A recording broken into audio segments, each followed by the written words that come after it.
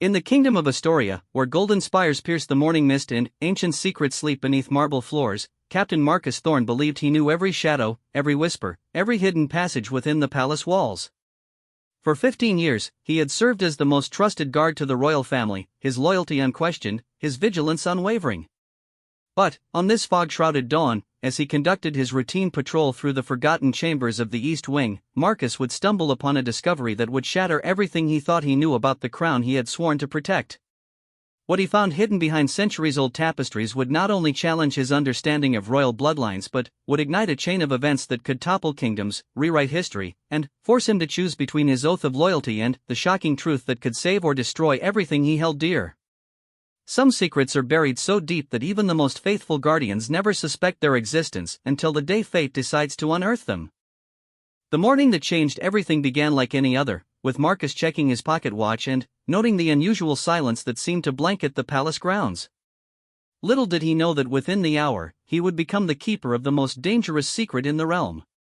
Captain Marcus Thorne adjusted his ceremonial sword belt as the first rays of dawn crept through the stained glass windows of Astoria Palace. The morning patrol had become second nature after 15 years of faithful service, but today something felt different. The usual bustle of servants preparing for the day was eerily absent, and an uncommon stillness hung in the corridors like morning fog. Marcus was a man of precision and routine.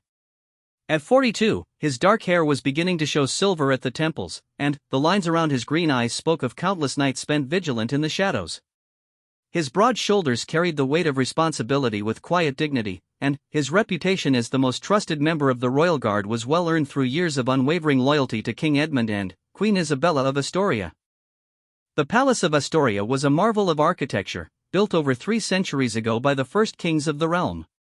Its soaring towers and intricate stonework told stories of glory and conquest, while its vast halls had witnessed coronations, celebrations, and the rise and fall of noble houses.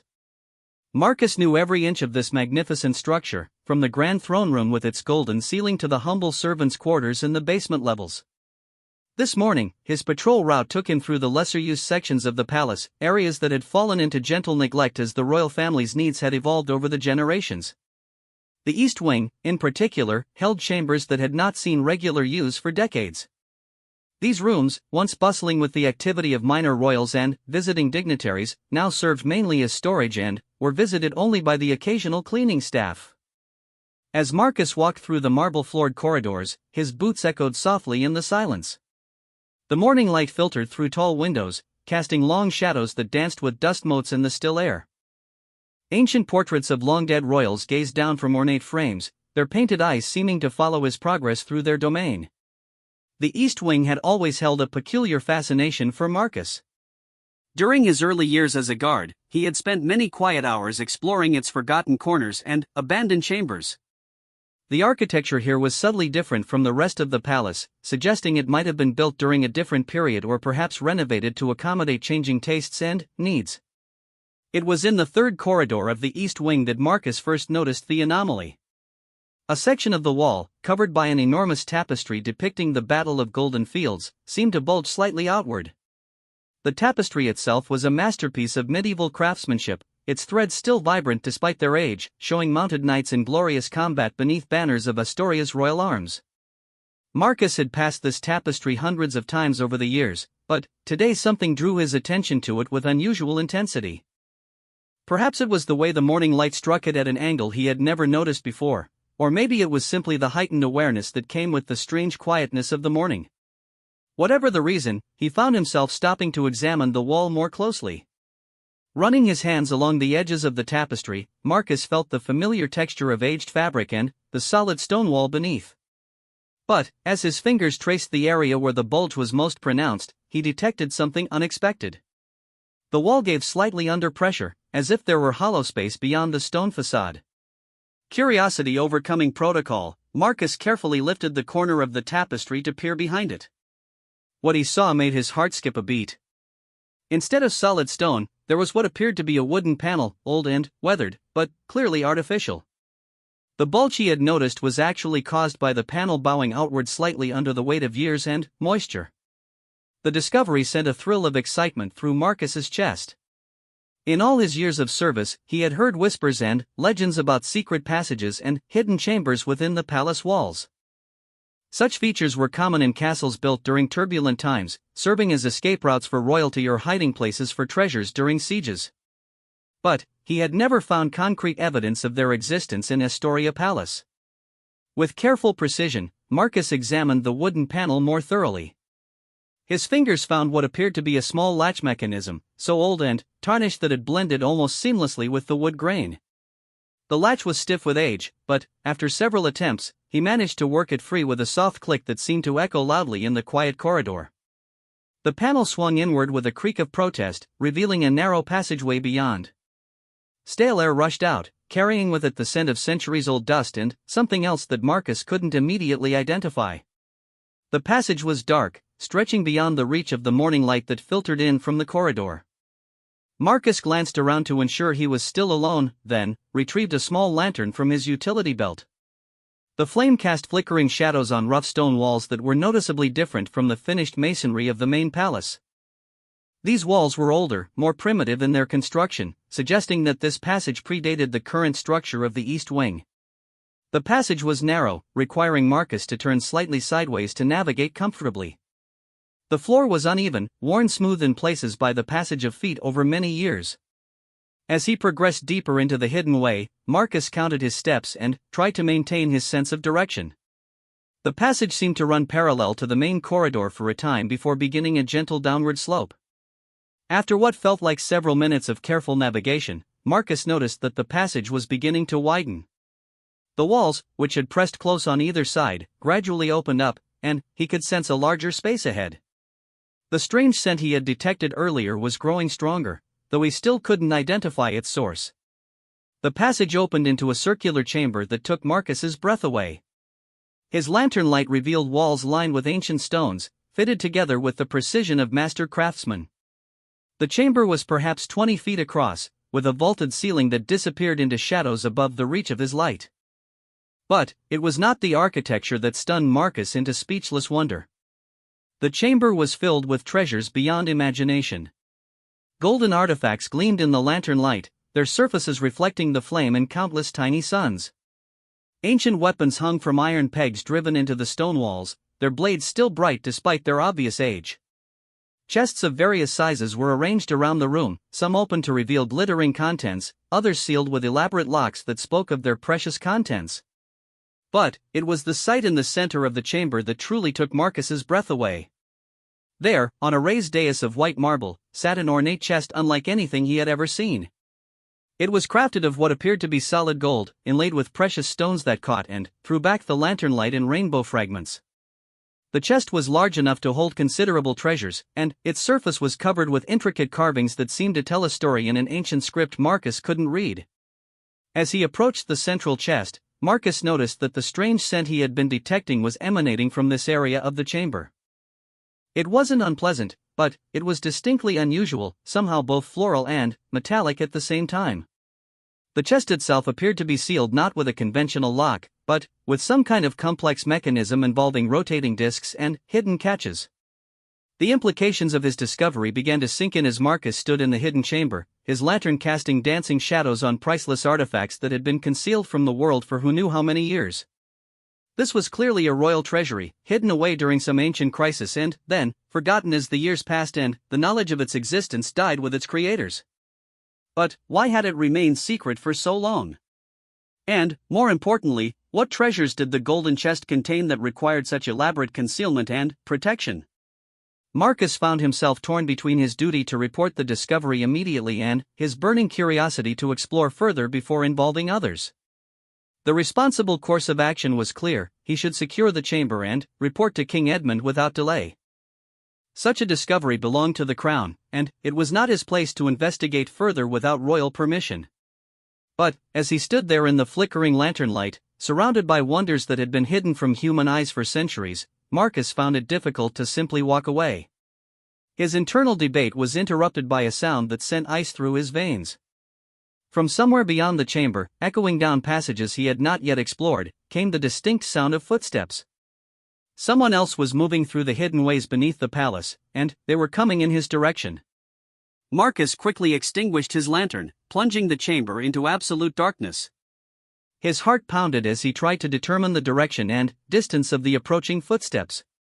The sound seemed to be coming from a passage on the opposite side of the chamber from where he had entered, suggesting that the hidden ways formed a more extensive network than he had initially realized. In the darkness, Marcus drew his sword silently, the familiar weight of the blade providing some comfort in the uncertain situation.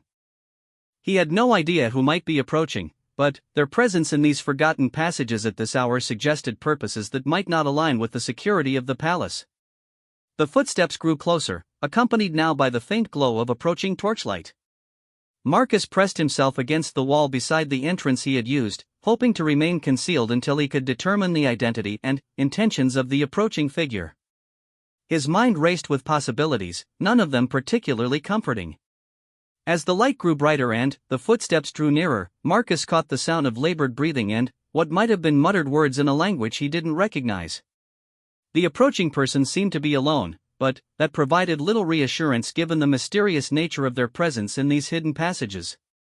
The torchlight began to illuminate the edges of the chamber, and Marcus held his breath, gripping his sword tightly as he prepared for whatever revelation awaited him. The discovery of the hidden treasury had already shattered his understanding of the palace's secrets, but he had the distinct feeling that the morning's surprises were far from over. The footsteps paused at the threshold of the chamber, and Marcus heard a sharp intake of breath as the approaching figure took in the sight of the revealed treasures. In that moment of hesitation, Marcus made his decision. Whatever was happening in these forgotten passages beneath the palace, his duty was to protect the royal family and their interests, even if it meant confronting an unknown threat in the darkness of a hidden chamber filled with ancient secrets. The torchlight finally entered the chamber fully, and Marcus found himself face to face with the last person he had expected to encounter in the hidden passages beneath Astoria Palace. Lady Catherine Blackwood, the king's own sister, stood in the entrance with a torch in one hand and a leather satchel in the other. Her usually pristine appearance was disheveled, her dark hair escaping from its normally perfect arrangement, and her elegant dress was marked with dust and cobwebs from her journey through the secret ways. Lady Catherine froze when her eyes met Marcus's in the flickering torchlight. For a moment, neither spoke, both clearly shocked by the unexpected encounter. Catherine was known throughout the court for her intelligence and political acuity, but she was also regarded as somewhat reclusive, preferring her scholarly pursuits to the social demands of court life. Finding her in these hidden chambers raised questions that Marcus wasn't sure he wanted to contemplate. "Captain Thorne," Lady Catherine said finally, her voice carefully controlled despite the obvious tension of the situation. "I did not expect to find anyone else here this morning." Marcus slowly sheathed his sword, though he remained alert and ready for any eventuality. "My lady, I could say the same. I was conducting my morning patrol when I discovered the entrance to these passages. I had no idea they existed." Catherine studied his face carefully, as if trying to determine whether his words were truthful. After a long moment, she seemed to reach a decision. "Captain, what I am about to tell you must remain in absolute confidence. The security of the realm may depend upon your discretion." The weight of her words settled on Marcus like a physical burden. In all his years of service, he had never heard Lady Catherine speak with such gravity. She was known for her measured, scholarly approach to problems, but there was an urgency in her manner now that suggested circumstances far beyond anything he had imagined. "You have my word, my lady," Marcus replied formally. "My oath of service extends to all members of the royal family." Catherine nodded and moved deeper into the chamber, setting her torch in an iron bracket mounted on the wall that Marcus had not noticed in his earlier exploration. The additional light revealed even more details of the hidden treasury, and he could see that many of the artifacts bore the royal arms of Astoria, though in forms that seemed older and more elaborate than the current royal symbols. "This chamber," Catherine began, "has been known to only a select few members of the royal family for over 2 centuries. It was created by King Edmund's great-great-grandfather, King William the Wise, during a period of great political instability. The treasures you see here represent not just wealth, but also documents and artifacts that contain some of the most sensitive secrets of our kingdom's history." As she spoke, Catherine moved toward the golden chest in the center of the chamber. Marcus noticed that she handled the complex locking mechanism with obvious familiarity, her fingers finding the hidden catches and rotating discs with practiced ease. The lock clicked open with a sound like silver bells, and the chest's lid rose to reveal contents that made the other treasures in the chamber pale by comparison. The interior of the chest was divided into several compartments, each containing different types of items. Marcus could see ancient scrolls with wax seals that bore royal insignia, small objects wrapped in silk cloth, and what appeared to be several leather-bound books with gilt lettering on their spines. But it was the largest compartment that drew his attention, for it contained something that made his blood run cold with its implications. Nestled in velvet-lined safety was a crown unlike any Marcus had ever seen. It was clearly ancient, its gold surface bearing the patina of great age, but its craftsmanship was extraordinary. The crown was set with gems that seemed to capture and hold light in their depths, and its design incorporated symbols and motifs that Marcus recognized as being far older than the current royal regalia of Astoria. "The crown of the true king," Catherine said quietly, noticing his fascination with the artifact. "It has not been seen by mortal eyes outside this chamber for more than 200 years. Marcus felt his world shifting beneath his feet like sand in an earthquake. The implications of Catherine's words were staggering, and he struggled to maintain his composure as the full weight of what she was revealing began to sink in. "My lady, I'm not sure I understand the significance of what you're showing me." Catherine lifted one of the ancient scrolls from the chest, handling it with the reverence due to something of immense historical importance. The parchment was yellowed with age but appeared to be in remarkably good condition, protected by its long concealment from light and air. "Captain Thorne, the history of our kingdom is not as straightforward as the chronicles would have us believe. The crown that King Edmund wears, the throne he sits upon, the very legitimacy of his rule, all of it rests upon a foundation that is far more complex than anyone outside this chamber knows." She carefully unrolled a portion of the scroll, revealing text written in an archaic form of the common language, accompanied by elaborate illuminations and official seals. Marcus could make out enough of the ancient script to understand that he was looking at some form of official document, but the full meaning remained unclear to him. "This scroll," Catherine continued, "contains the true testament of King William the Wise, written in his own hand during the final days of his life. In it, he reveals a secret that he carried to his grave, a secret that, if revealed, would change the entire understanding of royal succession in Astoria." Marcus found himself leaning forward despite his efforts to maintain proper decorum. The revelations Catherine was sharing were far beyond anything he had imagined when he discovered the hidden passage that morning. The implications of her words suggested political consequences that could shake the very foundations of the kingdom. "King William," Catherine said, her voice dropping to barely above a whisper, "had two sons. The elder, Prince Edmund, was officially recognized as the heir and eventually became King Edmund the Great, King Edmund's great-great-grandfather. But William also had a younger son, Prince Alexander, whose existence was kept secret for reasons that this testament explains." The chamber seemed to grow colder as Catherine spoke, and Marcus felt a chill that had nothing to do with the underground location. Royal succession was the cornerstone of political stability in any kingdom, and the suggestion that there had been hidden complexities in Astoria's royal lineage carried implications that extended far beyond historical curiosity. "Prince Alexander," Catherine continued, "was born to King William's true love, a woman of noble birth but foreign origin who could not be acknowledged as queen due to political pressures of the time. Their marriage was conducted in secret, and their son was raised in hiding to protect him from those who would have seen his existence as a threat to the established order." Marcus struggled to process the information Catherine was sharing. "My lady, if what you're telling me is true, then the legitimacy of the current royal line would be called into question." "Yes," Catherine finished. "According to the laws of succession as they existed at the time, Prince Alexander, being the product of what William considered his true and legitimate marriage, would have been the rightful heir to the throne." The implications were staggering. If Catherine's revelations were accurate, then the entire royal family that Marcus had sworn to serve and protect might be seen as usurpers by those who accepted the validity of King William's secret testament. The political chaos that such a revelation could cause was almost unimaginable.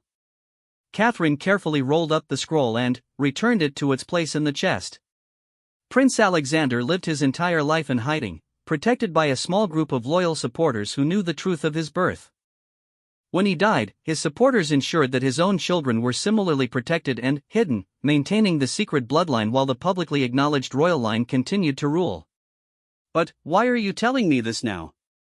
Marcus asked, his voice hoarse with the shock of the revelations. this secret has been kept for centuries. What has changed? Catherine's expression grew even more grave as she reached into her leather satchel and withdrew a small object wrapped in dark cloth.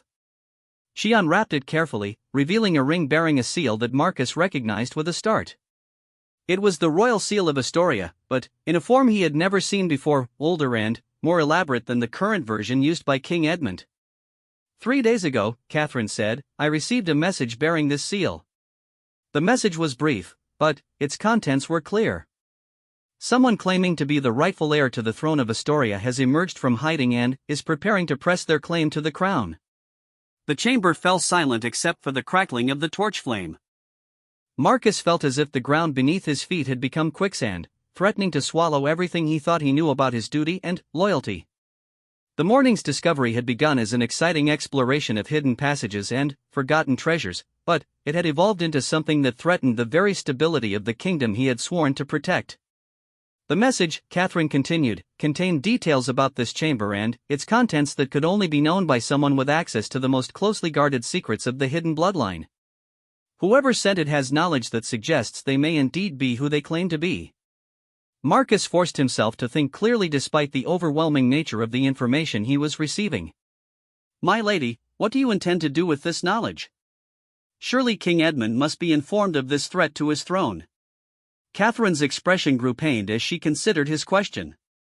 That, Captain Thorne, is the most difficult aspect of this entire situation. Edmund is my brother, and I love him dearly. He has been a good king, ruling with wisdom and compassion. But, if the claims in this message are legitimate, then he is not the rightful ruler of Astoria. The moral complexity of the situation was staggering. Marcus had spent 15 years of his life in devoted service to King Edmund, believing completely in the legitimacy of his rule and the justice of his cause.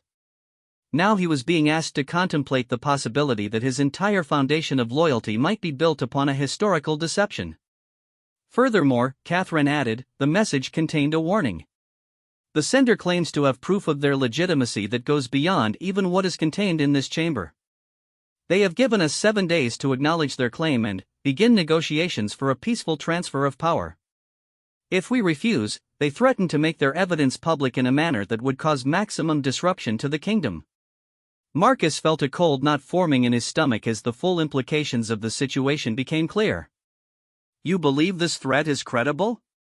I believe, Catherine replied carefully, that we cannot afford to assume it is not. The political consequences of such a revelation, whether true or false, could tear the kingdom apart. We need to determine the truth of these claims and develop a strategy for dealing with them before the 7-day deadline expires. The torch flickered, casting shifting shadows across the ancient treasures that surrounded them. Marcus looked around the chamber with new eyes, seeing not just forgotten wealth but the physical evidence of secrets that could reshape the political landscape of Astoria. The weight of responsibility settling on his shoulders felt heavier than any armor he had ever worn. What do you need from me, my lady? He asked finally, knowing that his life would never be the same regardless of how this crisis resolved itself. Catherine studied his face intently, as if measuring his character and resolve. I need someone I can trust absolutely, someone whose loyalty to the kingdom transcends personal considerations. I need someone to help me investigate these claims and determine the best course of action for the realm, even if that action might not align with our personal preferences or loyalties. The request carried implications that Marcus understood all too well. Catherine was asking him to potentially betray everything he had believed in and fought for throughout his career. She was asking him to consider the possibility that his sworn king might not be the rightful ruler, and to act on that knowledge regardless of his personal feelings.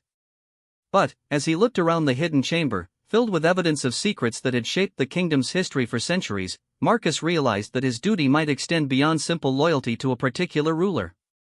His oath had been to protect the realm and its people, and if that protection required him to confront uncomfortable truths about the legitimacy of the current royal line, then, perhaps that was exactly what his duty demanded. You have my service, my lady, he said formally. Whatever the truth may be, the kingdom deserves to know it, and the people deserve rulers who govern by right rather than historical accident. Catherine nodded, and, for the first time since he had encountered her in the chamber, she smiled slightly. Thank you, Captain. I had hoped I could count on your integrity and wisdom. She moved to close the golden chest, but paused as something caught her attention. Captain, there's one more thing you need to know. The message I received contains specific instructions for a meeting. The person making these claims wants to meet face to face to present their evidence and discuss terms. Marcus felt his pulse quicken. When and where? Tomorrow night, at midnight, in the ruins of the old chapel beyond the forest. They want you there as well, specifically mentioning you by name as someone whose reputation for honor and fairness is known even among those who have remained hidden. The implication sent another chill through Marcus. Whoever was making these claims knew not only the secrets of the hidden royal bloodline, but also had detailed knowledge of the current palace personnel and their reputations. This was not the work of a random pretender or political opportunist, but someone with access to information that suggested deep connections to the kingdom's most closely guarded secrets. The old chapel ruins stood like broken teeth against the moonlit sky, their Gothic arches casting twisted shadows across the forest clearing. Marcus approached on foot, having left his horse tethered a quarter-mile away to avoid announcing his presence to anyone who might be watching. Lady Catherine moved silently beside him, her dark cloak blending with the shadows as they made their way through the ancient grounds where Astoria's first kings had once prayed. The chapel had been abandoned for over a century, its roof long since collapsed and its walls crumbling under the relentless assault of weather and time. But, even in its ruined state, the structure retained an aura of solemnity and grandeur that spoke to its former importance in the kingdom's spiritual life. Moonlight streamed through empty window frames, illuminating patches of wildflowers that had taken root among the fallen stones. As they reached the edge of the clearing, Marcus held up a hand to signal Catherine to stop. His trained eyes scanned the ruins carefully, looking for any sign of movement or concealment. The appointed meeting time was still several minutes away, but his years of experience had taught him the value of arriving early and establishing the tactical advantages of terrain and positioning. "I don't see anyone yet," he whispered to Catherine, "but that doesn't mean we're alone. Stay close and be ready to retreat if this situation becomes dangerous." Catherine nodded, her face pale but determined in the moonlight. The past day had been spent in careful preparation for this meeting, reviewing the ancient documents from the hidden chamber and trying to anticipate what evidence might be presented by their mysterious contact. Neither of them had slept well, their minds racing with the implications of the claims they were about to investigate. The sound of approaching footsteps made them both freeze, their attention focused on the main entrance to the chapel ruins. A figure emerged from the shadows, moving with a confidence that suggested familiarity with the location. As the person stepped into the moonlight, Marcus felt his world shift once again. The woman who approached them was perhaps 30 years old, with striking features that bore an unmistakable resemblance to the royal family. Her hair was the same shade of auburn that ran through the bloodline of Astoria's kings, and her green eyes held the same intelligent intensity that Marcus had seen countless times in King Edmund's gaze. But it was more than just physical resemblance that marked her as potentially royal. She carried herself with the unconscious authority of someone born to command. "Lady Catherine, Captain Thorne," the woman said, her voice cultured and precise. "Thank you for agreeing to meet with me under these unusual circumstances. I am Princess Elena Alexandra Astoria, and I am the rightful queen of this realm." The boldness of her declaration hung in the air like a challenge. Marcus studied her face carefully, noting the resemblance to the royal family while simultaneously cataloging details that might reveal deception or pretense. Her clothing was simple but well-made, and she wore a pendant at her throat that bore what appeared to be a version of the royal arms he had never seen before. "You make a serious claim," Catherine replied carefully. "Perhaps you would be willing to explain the basis for your assertion." Princess Elena smiled, and Marcus was struck by how the expression transformed her face, making the royal resemblance even more pronounced. "I have spent my entire life preparing for this moment, Lady Catherine. My education included not just the traditional subjects befitting nobility, but also the complete and true history of our kingdom, history that has been carefully concealed from public knowledge for 2 centuries. She reached into a leather satchel similar to the one Catherine had carried to the hidden chamber, withdrawing a wooden box that appeared to be very old. The box was carved with intricate designs and sealed with what looked like multiple locks of different periods, suggesting that it had been secured and resecured by different hands over many years. "My great-great-great-grandfather was Prince Alexander, the secret son of King William the Wise," Elena continued as she began working on the locks. When Alexander died, he entrusted his supporters with the task of preserving not just the bloodline, but also the evidence of its legitimacy. That evidence has been carefully maintained and added to with each generation. The first lock clicked open, followed by the second and third. Marcus noticed that Elena's fingers moved over the mechanisms with the same practiced ease that Catherine had shown with the golden chest, suggesting intimate familiarity with the security measures. When the final lock opened, she lifted the lid to reveal contents that made both Marcus and Catherine lean forward with interest. The box contained documents that appeared even older than those in the hidden chamber, along with several objects that gleamed with the unmistakable sheen of precious metals and gems. But it was the topmost document that immediately caught Marcus's attention, for it bore seals and signatures that he recognized from his years of handling official palace correspondence. The original marriage certificate of King William the Wise and Princess Maria of Valdonia, Elena explained, carefully lifting the parchment. Their secret wedding was performed by Archbishop Thomas himself, and witnessed by 3 of the king's most trusted advisors. All the proper forms were observed, all the requirements of both civil and canon law were met. Catherine examined the document closely, her scholarly training evident in the methodical way she studied the seals, the parchment, and the faded but still legible text. The seals appeared genuine, she admitted after several minutes. And the signatures match examples I've seen in the royal archives. Elena nodded and retrieved another document from the box. Prince Alexander's birth certificate, properly registered and sealed, establishing his legitimacy under the laws of succession as they existed at the time. According to those laws, the firstborn son of a legitimate marriage held the right of inheritance, regardless of the public acknowledgement of that marriage. Marcus felt the familiar chill that had accompanied each new revelation since his discovery of the hidden chamber. If these documents were genuine, then the legal case for Elena's claim was potentially very strong. The laws of succession in medieval kingdoms were complex and often contradictory, but legitimacy of birth was typically the foundational requirement for royal inheritance. There's more, Elena continued, reaching deeper into the box. She withdrew a small object wrapped in silk, unwrapping it to reveal a ring that made Catherine gasp with recognition. It was clearly a companion to the ring Catherine had shown Marcus in the hidden chamber, bearing the same elaborate version of the royal seal but in a slightly different configuration. Prince Alexander's signet ring, Elena explained, passed down through the generations along with the responsibility to preserve the true bloodline. Each heir has added their own documentation to the collection, maintaining an unbroken chain of evidence spanning 2 centuries. She showed them additional documents, birth certificates, marriage records, and death certificates for each generation of the hidden royal line. The paperwork was meticulously organized and appeared to have been carefully preserved against the ravages of time. More importantly, the documentation showed a clear and unbroken line of descent from Prince Alexander to Elena herself. But why now? Catherine asked, voicing the question that Marcus had been formulating. Your family has maintained this secret for so long. What has changed to make you willing to risk everything by coming forward? Elena's expression grew troubled as she carefully rewrapped the ring and placed it back in the box. 2 reasons, both of them urgent. First, I am the last of my line. I have no children, and I am unlikely to marry and produce heirs. If I die without pressing our claim, the true bloodline of Astoria dies with me, and the secret will be lost forever. She paused, looking out over the moonlit ruins as if gathering strength for her next revelation.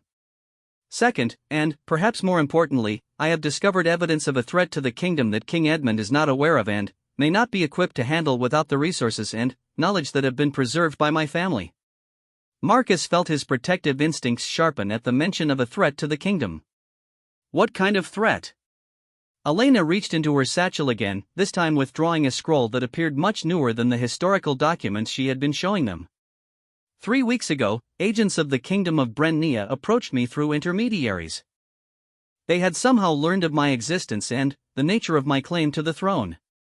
The Kingdom of Brennia was Astoria's traditional rival, separated by a mountain range that had long served as a natural border between the 2 realms.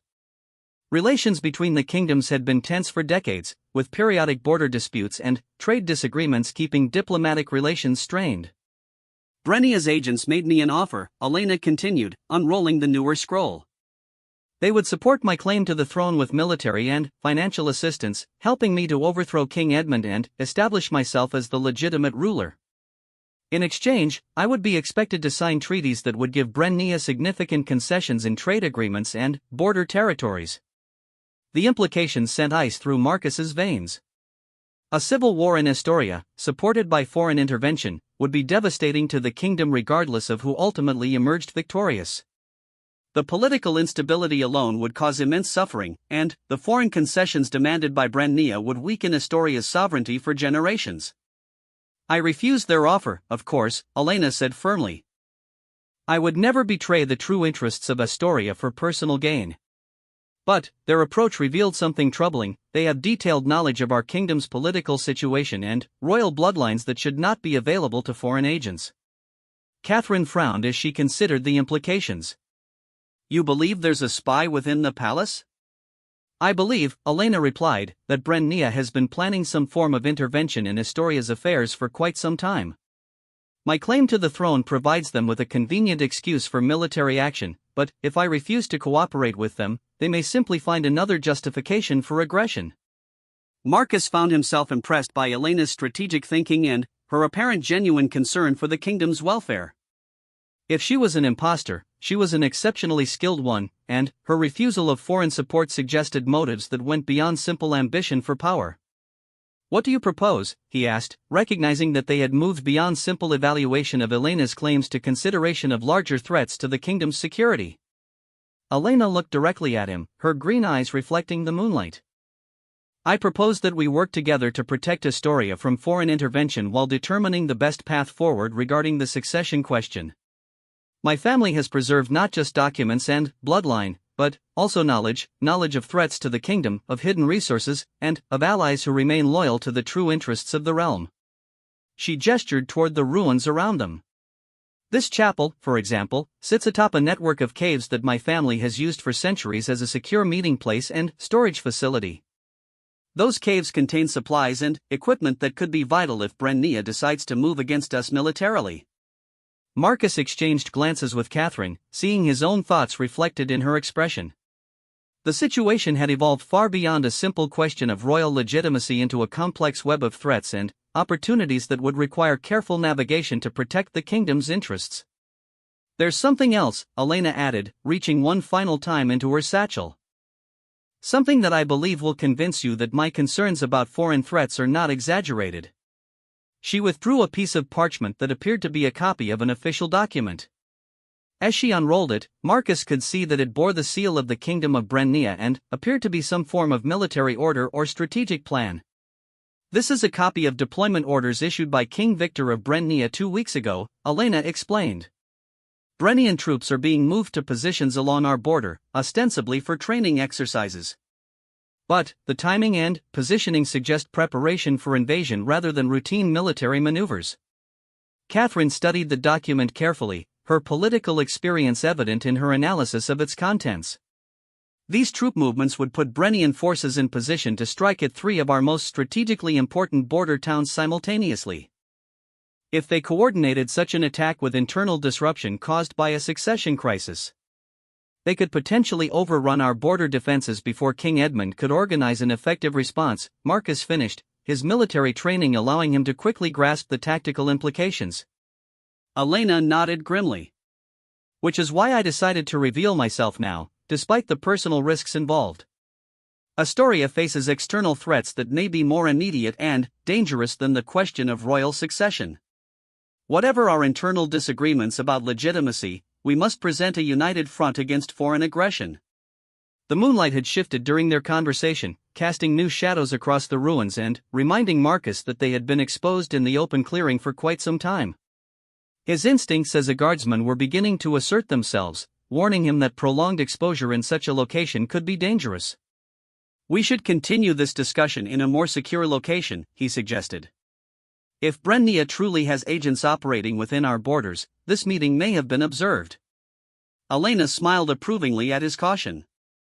I had hoped you would suggest that, Captain. There is indeed a more secure location where we can continue our planning, the caves beneath these ruins that I mentioned earlier. They have been prepared for exactly this sort of emergency. As if in response to her words, a sound echoed across the clearing that made all three of them freeze. It was the distant but unmistakable sound of horses approaching through the forest, moving at a pace that suggested urgency rather than casual travel. The sound was coming from multiple directions, indicating that whoever was approaching had deployed forces to surround the chapel ruins. "It appears," Elena said calmly, despite the obvious danger of their situation, "that our concerns about being observed were justified. Captain Thorne, Lady Catherine, I suggest we make use of those caves rather quickly." Elena moved with practiced efficiency toward what appeared to be a solid section of the chapel's stone floor. Marcus watched in amazement as she manipulated a series of loose stones, revealing a hidden mechanism that operated a concealed entrance. The stone slab slid aside with barely a whisper of sound, exposing steps that descended into darkness beneath the ruins. "Quickly," Elena urged, gesturing for Marcus and Catherine to precede her down the steps. The sound of approaching horses was growing louder, and Marcus could now distinguish the jingle of military equipment and weapons that suggested armed riders rather than casual travelers. The steps led down into a natural cave system that had been modified and improved over many years. The walls were reinforced with carefully fitted stones, and iron brackets held unlit torches at regular intervals. Elena quickly lit several torches from a flint and steel she carried, revealing a passage that extended beyond the reach of their light. Above them, the sound of horses had reached the chapel clearing, followed by voices speaking in what Marcus recognized as Brennian accents. The riders were conducting a systematic search of the ruins, their movements coordinated and purposeful in a way that confirmed his worst suspicions about the nature of their pursuit. "This way," Elena whispered, leading them deeper into the cave system. The passage branched several times, but she navigated the underground maze with the confidence of long familiarity. Marcus noted defensive positions carved into the stone walls and evidence of supplies cached at strategic locations throughout the tunnel network. After several minutes of careful navigation through the underground passages, Elena led them into a large chamber that took Marcus's breath away for the second time in 2 days. This cavern was clearly the result of centuries of careful preparation and improvement.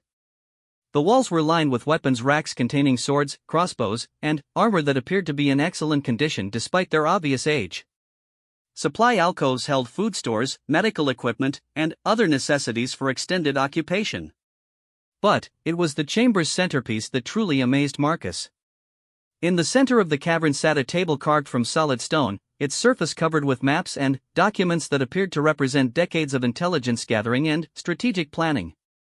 Around the table were arranged chairs that suggested this location had been used for planning sessions by multiple people over extended periods. "Welcome to the true seat of Astoria's government in exile," Elena said, setting her torch in a wall bracket and beginning to light additional illumination throughout the chamber. "My family has maintained this facility for 2 centuries, always ready to serve the kingdom's interests when the need arose."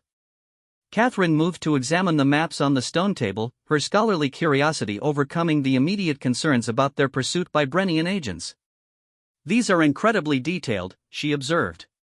"Some of this intelligence about border defenses and troop movements is more current than what we have in the official palace archives." Elena nodded as she secured the chamber's entrance with what appeared to be a sophisticated locking mechanism built into the stone doorway. "One advantage of operating outside official channels is that we've been able to develop intelligence networks that complement rather than compete with the palace's resources. My agents have been tracking Brennian activities for months." Marcus studied the strategic maps, his military experience allowing him to quickly grasp the implications of the troop movements and supply buildups that Elena's network had documented. "This intelligence suggests that Brennia has been planning aggressive action against us for quite some time. The recent acceleration of their activities indicates they may be preparing to move within days rather than weeks." "Which brings us to the critical decision we must make," Elena replied, moving to stand beside the table where the maps displayed the current tactical situation. "We can continue to debate questions of royal legitimacy while Brennia prepares to invade, or we can focus our efforts on defending the kingdom and resolve succession issues after we've dealt with the immediate external threat." Catherine looked up from a document she had been examining. "Elena, this intelligence report suggests that Brennia has agents within the palace itself. If that's accurate, then King Edmund may be walking into a trap without realizing the extent of the danger he faces." The implications sent a chill through Marcus that had nothing to do with the cool air of the underground chamber. If foreign agents had penetrated the palace's security, then, his failure to detect their presence represented a serious failure in his duties as captain of the guard. More importantly, King Edmund's life could be in immediate danger. "We have to warn him," Marcus said, reaching for his sword belt where he normally carried message supplies for emergency communications.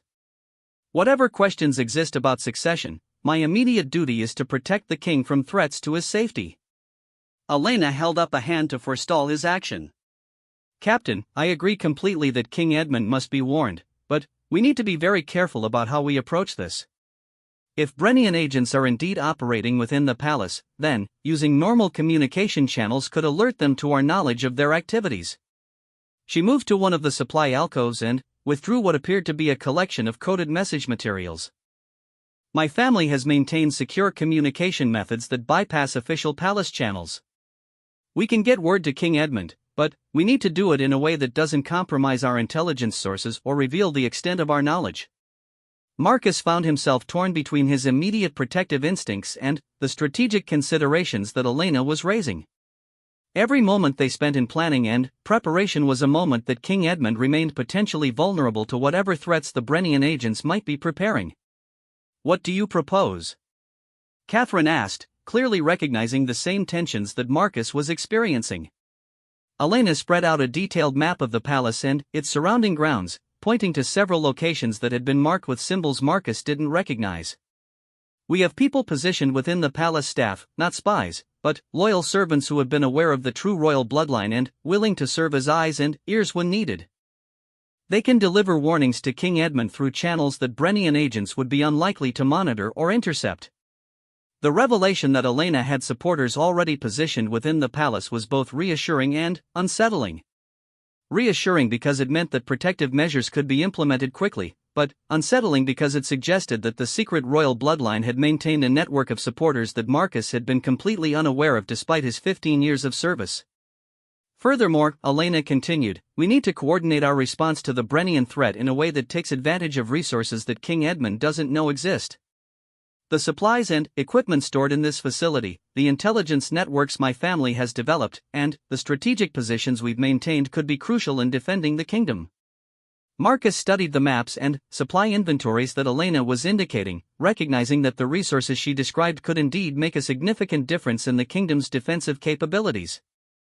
But utilizing those resources would require revealing the existence of the secret royal bloodline and all the political complications that such a revelation would entail. "You're asking us to reveal your existence to King Edmund at the same time we're warning him about the Brennian threat," Catherine observed. "That's going to create political complications at a time when we need unity and focus." Elena's expression grew thoughtful as she considered Catherine's point. "I've been struggling with that same dilemma. Ideally, we would resolve the succession question through careful negotiation and legal analysis over a period of months. But the external threat from Brennia forces us to accelerate everything." She moved to another section of the stone table where a different set of documents was arranged. "However, I believe there may be a solution that serves both immediate security needs and long-term political stability."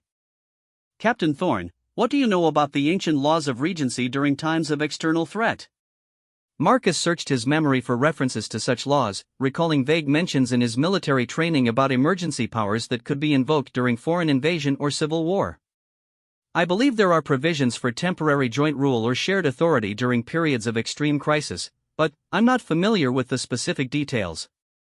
"Exactly," Elena replied, lifting a leather-bound volume that appeared to be very old. "The laws established by the first kings of Astoria included specific provisions for situations where the kingdom faced existential threats that required resources and knowledge held by different factions of the nobility." She opened the book to a section marked with silk ribbons, revealing pages of dense legal text written in the formal language of ancient statutes. Under these laws, individuals with legitimate claims to royal authority can enter into temporary alliances for the duration of specific threats, pooling their resources and knowledge without resolving underlying succession disputes.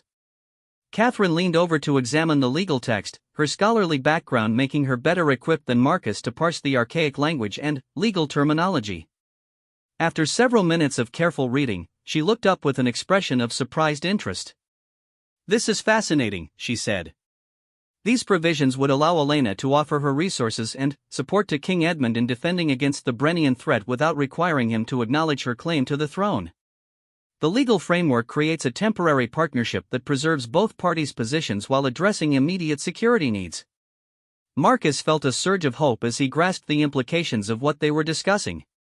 So we could warn King Edmund about the Brennian threat, offer additional defensive resources, and avoid immediate political crisis all at the same time? In theory, yes, Elena replied. But it would require King Edmund to be willing to accept assistance from someone whose very existence challenges the legitimacy of his rule. That's asking a great deal of any monarch, even one facing external invasion. The sound of voices echoing through the cave passages interrupted their discussion, reminding them that Brennian agents were still searching the area above them. The voices seemed more distant than before, suggesting that the searchers had moved away from the immediate vicinity of the chapel ruins, but their presence indicated that the threat remained active. Elena quickly moved to secure the documents they had been examining, organizing them for rapid transport if evacuation became necessary. "We need to make our decisions quickly," she said. "Every hour we delay gives Brennia more time to complete their preparations for invasion." Marcus found himself facing the most difficult decision of his career. His oath of loyalty to King Edmund was clear and unambiguous, but the evidence he had seen over the past 2 days suggested that protecting the kingdom might require actions that went beyond simple obedience to his sworn sovereign. The external threat from Brennia was real and immediate, and Elena's resources might be essential for defending against it. "I'll carry the message to King Edmund," he decided. "I'll present him with the intelligence about Brennian activities and offer him the option of accepting additional defensive resources under the ancient laws of regency. How he chooses to respond will determine our next steps." Elena nodded approvingly. "That's exactly what I was hoping you would say, Captain. Your reputation for integrity and strategic thinking is well-founded." She moved to one of the supply alcoves and withdrew a sealed packet that appeared to contain multiple documents and several small objects. "This packet contains copies of our intelligence reports on Brennian activities, along with authentication materials that will prove the sources are reliable. There's also a summary of the resources we can offer under the Regency laws." Catherine added her own materials to the packet. "I'm including my analysis of Elena's documentation and my assessment of the legal framework for temporary alliance. Edmund will need scholarly confirmation that the proposed arrangements are legitimate under Asterian law." As Marcus prepared to leave the underground chamber, Elena placed a hand on his arm. "Captain, I want you to know that regardless of how the succession question is ultimately resolved, my primary concern is the welfare and security of Astoria and its people. I would rather remain in exile forever than see the kingdom torn apart by civil war or conquered by foreign invaders." The sincerity in her voice and the determination in her eyes convinced Marcus that Elena's motivations were genuine, regardless of the legitimacy of her claims to the throne. She was offering to risk everything she had worked for to help defend a kingdom ruled by someone she believed to be a usurper. Such sacrifice spoke to character and patriotism that transcended personal ambition. "I'll make sure King Edmund understands that," Marcus replied. "And I'll make sure he knows that you've refused foreign assistance in pressing your claims, even when such assistance was offered." Elena smiled, and once again Marcus was struck by the resemblance to the royal family. "Thank you, Captain. Now go, and may fortune favor your mission." The security of the kingdom may depend on King Edmund's willingness to accept help from an unexpected source. As Marcus prepared to leave the safety of the underground chamber and make his way back to the palace, he reflected on how completely his understanding of his duty and loyalty had been transformed over the past 2 days. He had begun this journey as a simple guardsman conducting a routine patrol, and now he found himself at the center of political intrigue that could reshape the entire kingdom. But, despite the complexity and danger of the situation, Marcus felt a clarity of purpose that had been missing from his life for some time. Whatever challenges lay ahead, he was serving the true interests of Astoria and its people, and that knowledge gave him the strength to face whatever consequences his actions might bring. The pre-dawn mist clung to the palace walls as Marcus approached through the servants' entrance, his mind racing with the complexity of the message he needed to deliver to King Edmund. The packet of documents Elena had given him seemed to weigh heavily in his satchel, not from their physical mass but from the momentous implications of their contents. He had spent the return journey from the chapel ruins planning exactly how to present information that would inevitably shock and challenge everything the king believed about his own legitimacy. The palace corridors were beginning to stir with the early activity of servants preparing for the day, but Marcus moved through passages that would avoid most of the morning bustle. He needed time to organize his thoughts and prepare for what would undoubtedly be the most difficult conversation of his career. The weight of responsibility for the kingdom's security rested heavily on his shoulders as he made his way toward the royal chambers. King Edmund was an early riser, a habit he had maintained since his coronation 15 years earlier. Marcus found him in his private study, already dressed and reviewing correspondence that had arrived during the night. The king looked up as Marcus entered, and his expression immediately shifted to concern at seeing his most trusted guard's obviously troubled demeanor. "Marcus, you look as though you've seen a ghost," King Edmund said, setting aside his papers and giving his full attention to his captain. "What brings you to my chambers at such an early hour with such a grave expression?" Marcus took a deep breath, knowing that once he began this conversation, there would be no turning back from the path it would set in motion. "Your Majesty, I have information about threats to the kingdom that require your immediate attention. However, the source of this information is complicated." King Edmund gestured for Marcus to take a seat, his own expression growing more serious at the formal tone Marcus had adopted. "Whatever the complications, I trust your judgment completely. Please, tell me what you've discovered." "Yesterday morning, during my routine patrol, I discovered hidden passages beneath the east wing of the palace," Marcus began, deciding to present the information in chronological order to help the king process the extraordinary nature of what he had learned. These passages led to a secret chamber containing ancient treasures and documents that have been concealed for centuries. As Marcus described his discovery of the hidden treasury and his encounter with Lady Catherine, King Edmund listened with growing fascination and concern. When Marcus reached the point of revealing Elena's existence and her claims to the throne, the king's expression shifted through surprise, disbelief, and, finally, a kind of resigned acceptance that suggested he was not entirely unprepared for such revelations. "I see," King Edmund said quietly after Marcus had finished his initial account. "So we have a claimant to the throne who possesses documentation suggesting legitimacy, and she has chosen to reveal herself now because of external threats to the kingdom. Is that an accurate summary?"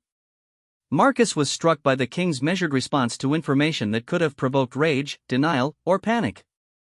Instead, Edmund was approaching the situation with the same careful analysis he brought to all matters of state, weighing implications and considering options rather than reacting emotionally.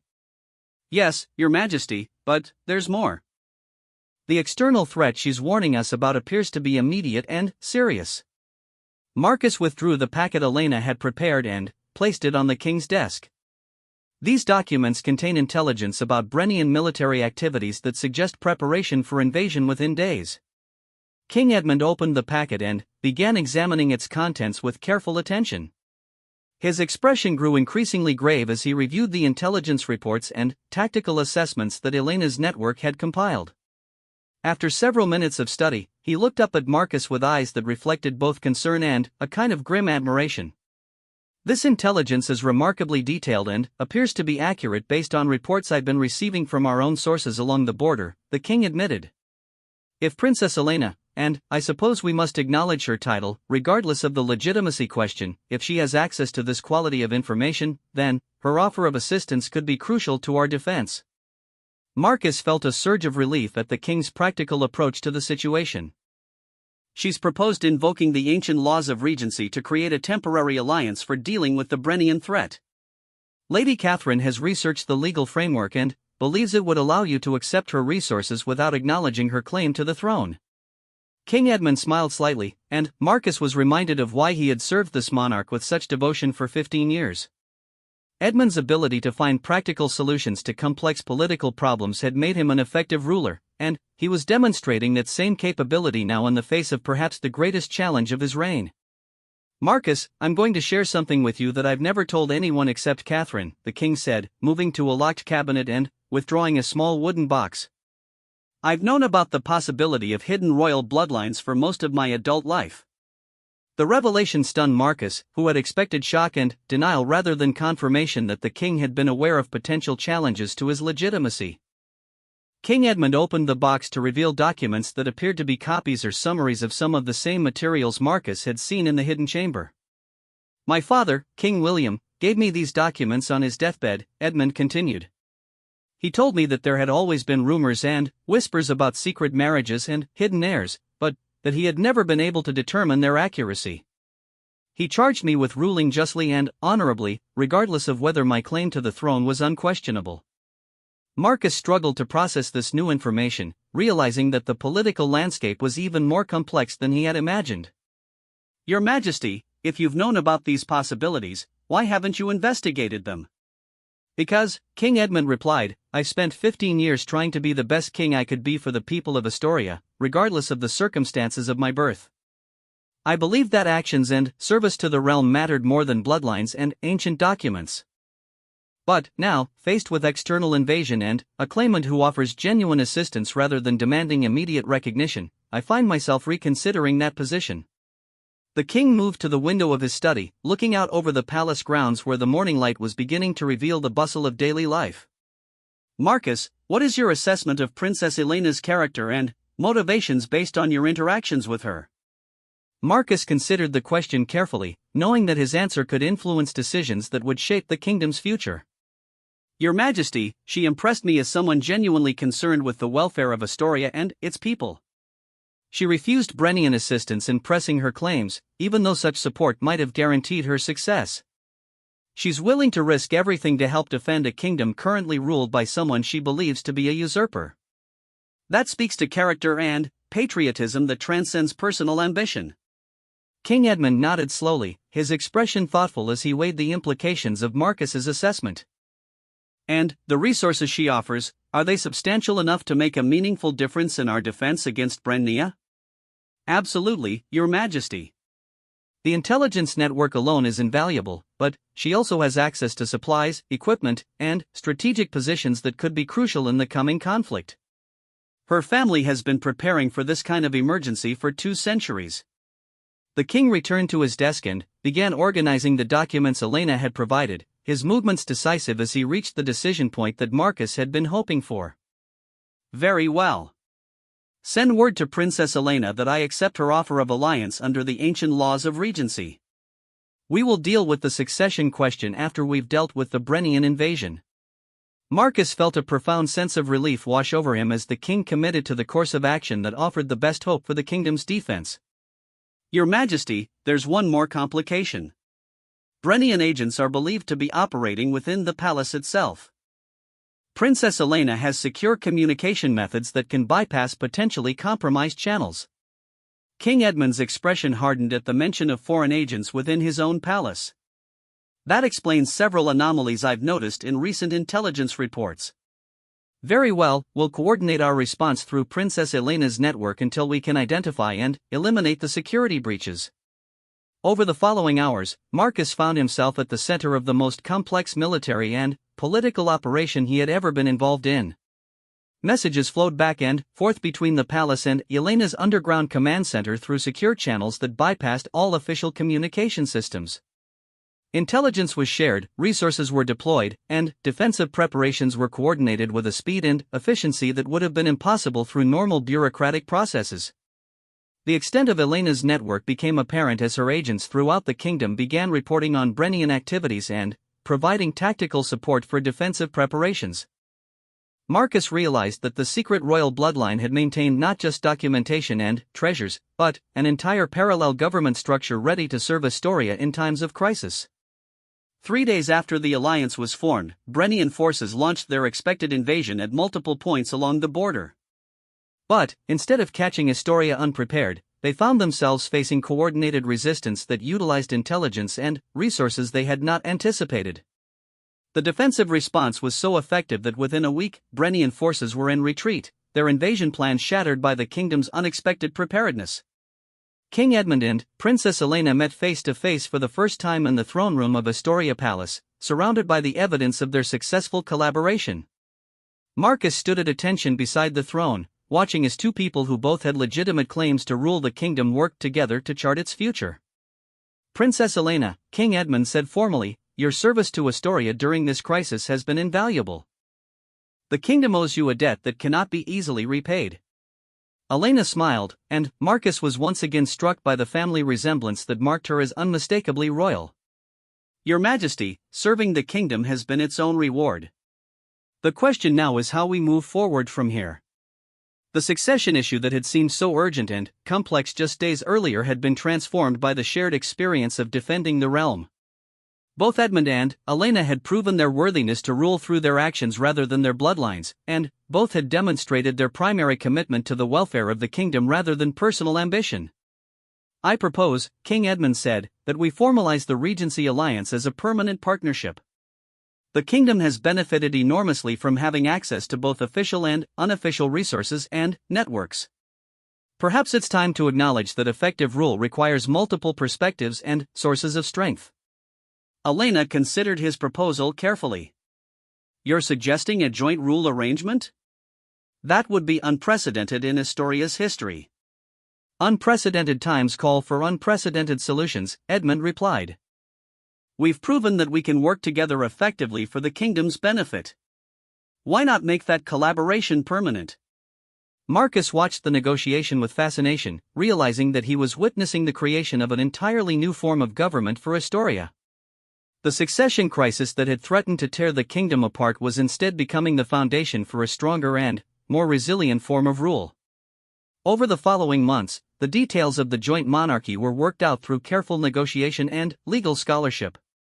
Elena was formally acknowledged as a legitimate member of the royal family and granted the title of Queen Regent, with authority over intelligence networks, foreign relations, and strategic defense. King Edmund retained authority over domestic policy, justice, and day-to-day governance. The arrangement proved remarkably effective. Elena's intelligence networks provided early warning of international threats and opportunities, while her resources supplemented the kingdom's official capabilities. Edmund's experience and established relationships with the nobility provided stability and continuity in domestic affairs. Marcus found his own role evolving as well, becoming not just captain of the royal guard but coordinator between the two branches of the new royal administration. His discovery of the hidden chamber had set in motion events that transformed not just his own life, but the entire structure of the kingdom he had sworn to protect. Years later, as Captain Marcus Thorne walked through the corridors of Astoria Palace on his evening patrol, he often reflected on the morning when he had discovered a loose tapestry in the east wing. That simple curiosity had led him to uncover secrets that reshaped the kingdom, reveal threats that could have destroyed it, and ultimately helped create a form of government stronger and more just than anything that had come before. The hidden chamber beneath the east wing had been converted into a formal archive and meeting space, its treasures properly catalogued and its secrets finally brought into the light. But Marcus knew that there were likely other secrets hidden within the ancient walls of the palace, other discoveries waiting for some future guard to stumble upon them during a routine patrol. And he looked forward to whatever mysteries tomorrow might bring.